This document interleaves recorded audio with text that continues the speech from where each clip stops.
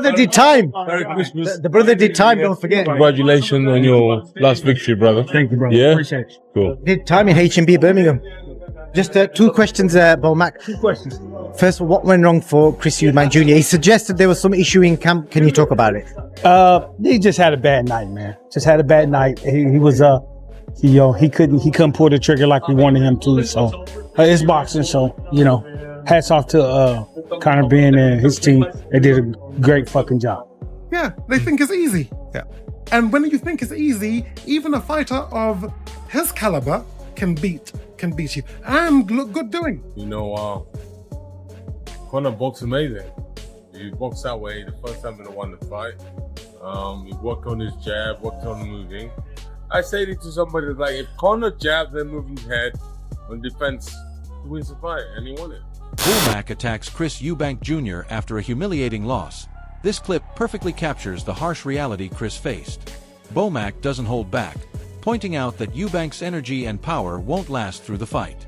The criticism is brutal but honest, highlighting how his slow rounds reveal vulnerabilities that his opponents can exploit. It's a reminder that even a fighter with past glory can crumble under pressure. That power ain't gonna be able to sustain throughout the fight. Watch. And he usually slows down between 6 and 7. You slow down, that's a fuck. After such a brutal loss, Chris Eubank Jr. faces scathing criticism from his own coach. The disappointment is evident as he failed to execute the plan, leaving the fight firmly in Conor Benn's hands. The praise for Benn's team only emphasizes how dominant they were and highlights just how far Chris fell short on the night.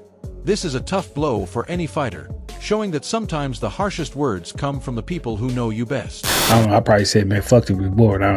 We doing it for the legacy. You know what I'm saying? So Chris Eubank Sr. doesn't mince words, openly chastising his son for continuously compounding his mistakes. His comment paints a vivid picture of a boxer digging himself into deeper trouble with every misstep. It's harsh but reflects the reality of expectations in elite boxing and family pressure. And keep on digging yourself into the pit that you're digging yourself into. There's a fight fan asking me. Carl Froch highlights the sheer scale of Chris Jr.'s defeat. Flattened multiple times and overwhelmingly outclassed. The fight was a masterclass for Conor Benn. Froch's words underline the contrast between tactical brilliance and physical decline, showing how a disciplined, prepared fighter can completely dominate even a once great opponent. So Conor Benn has just absolutely battered Chris Eubank Jr., wiped him out. It didn't render him unconscious, but he did flatten him, face first on the canvas in round 12, dropped him twice in a 10-7 round. And on my scorecard, he won every round except for, you could argue round 3 went to Chris, but it was a shutout performance from Conor. Hamza Shiraz then offers a more supportive perspective on Chris Jr.'s energy and strength. Hamza Shiraz highlights the natural strength and energy Chris Jr. brought into the ring. While the outcome was disappointing, Shiraz reminds fans that making weight can sap a fighter's vitality. His defense shows that raw power and fitness are still evident, even if the strategy and execution faltered. Two was just too much, bro. Too energetic. He was too strong. Listen, he didn't have to make weight for this. And when you're a fighter, you don't have to make weight, and you've got all that energy, you've got that strength. Adam Smith praises Conor Benn's tactical brilliance, noting his exceptional jab, movement, and body shots. Meanwhile, Chris Jr. looks sluggish and uninspired, stuck in the mud. Smith's analysis emphasizes the importance of strategy and composure, proving that preparation and ring IQ often outweigh raw talent in determining the fight's outcome.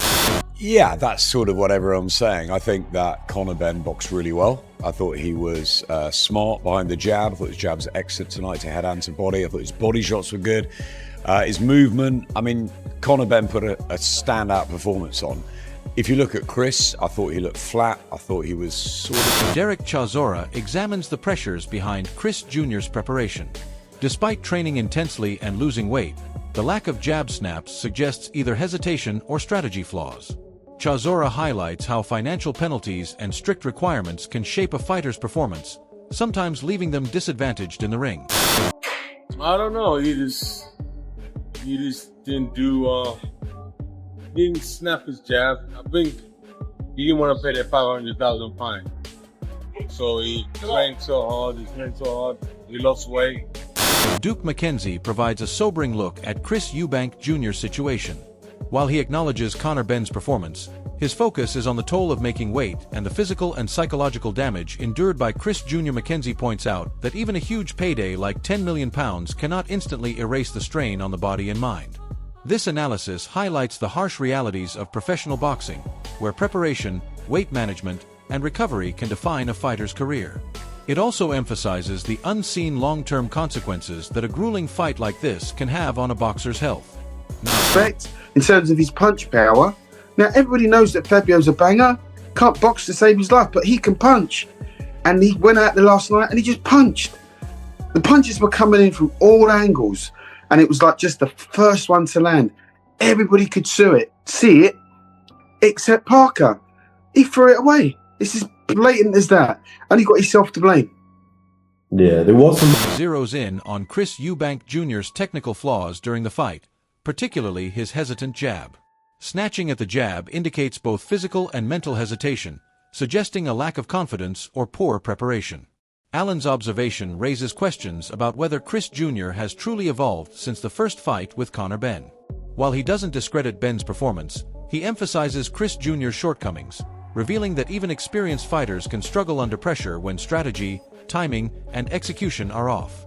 It underscores the importance of consistency and preparation at elite levels. His jab, he was snatching at it, he didn't want to get it. Was Conor Benn any better than the first time? We don't even know really. I can't say anything away from it. Conor Benn come out. Disappointment is palpable, emphasizing that Chris Eubank Jr. failed to deliver a compelling performance live. He describes the fight as underwhelming and only coming alive in the final round, highlighting Chris Jr.'s lack of energy and outdated conditioning. Engel's critique focuses not on Benn's victory but on Chris Jr.'s inability to rise to the occasion. It paints a clear picture of a fighter past his peak whose legs and stamina were visibly lacking. For fans and analysts alike, it signals that physical decline and poor preparation can overshadow even a fighter's natural talent. 11. Fortunately, for me, the fight didn't live up to the expectations. I'm extremely underwhelmed. How they've pulled that off. Very, very, very poor fight. Disappointing. It came alive in the last round. That's it. The last round it happened, and Conor Benn got the win. Rightly so. But Eubanks tonight didn't turn up. Old overnight. The essence of Conor Benn's performance, highlighting not just the victory but the complete tactical dominance. Benn's ability to control every round, land significant body shots, and avoid emotional lapses shows a mature, disciplined fighter who learned from past encounters. Hearn emphasizes the strategic shift from the first fight, where emotion clouded judgment, to this one, where intelligence and preparation dictated the pace. Moving up from welterweight to middleweight and still overpowering Chris Eubank Jr. proves Benn's adaptability and physical readiness. This isn't just revenge. It's a statement of intent, a reaffirmation of skill, and a showcase of mental strength. For the Benn family, this victory carries symbolic weight, cementing their legacy while exposing Eubank Jr.'s vulnerabilities. Hearn's words make it clear this was more than a fight. It was a masterclass in tactical boxing and resilience. 12.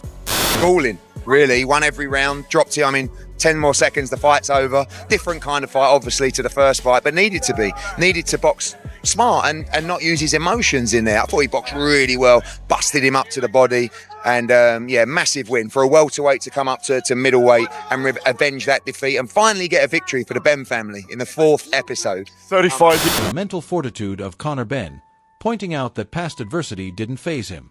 While a first fight loss can linger psychologically, Benn's ability to stay disciplined and execute his game plan shows resilience few fighters possess.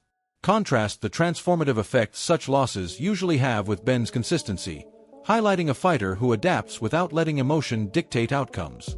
It's a clear nod to Benn's professionalism. He studied, adjusted, and returned stronger even with Eubank Jr. showing flashes of potential. Benn maintained focus, proving why he's considered one of the sport's most calculated middleweights. Hearn frames this as a larger narrative, not just a victory, but the triumph of preparation, intelligence, and mental control over natural talent alone. 13. But Conor was right in that, the performance tonight was unbelievable. It didn't matter if Eubank was better tonight, we were still winning the fight. But that first fight, when you go through a fight like that, it can change you forever.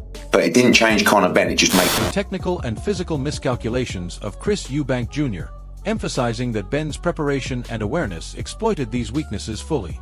Chris Jr. overextended in the previous bout, relying on conditioning and energy that he no longer possessed. Nelson stresses that boxing is unforgiving. Failing to manage weight or recover properly can be fatal in terms of performance and safety. Benn's ability to capitalize shows his intelligence in the ring, reading weaknesses, maintaining distance, and controlling the fight tempo. The commentary highlights a harsh reality. Even seasoned fighters like Eubank Jr. can self-sabotage, leaving them vulnerable to sharp, disciplined opponents. Nelson's insight serves as both analysis and warning, demonstrating the unforgiving nature of professional boxing, where one poor decision can define a career.